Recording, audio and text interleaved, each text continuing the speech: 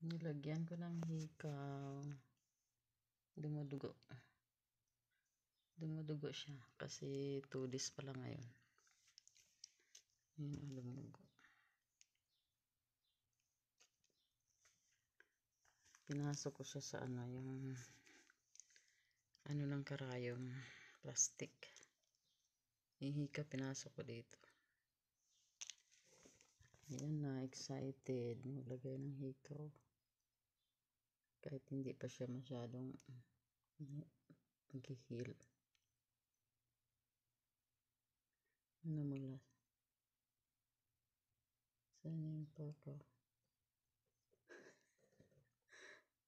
Sariling sika pala. Parang tumitigas tainga ko. Parang wala nang pakiramdam. Nagnanam siya. Hindi naman namaga, namula lang. Yan, may hikaw na sasunod sa kabila naman. Kung magaling na ito sa kabila, siguro this weekend iba na ipakabit ko. Ito.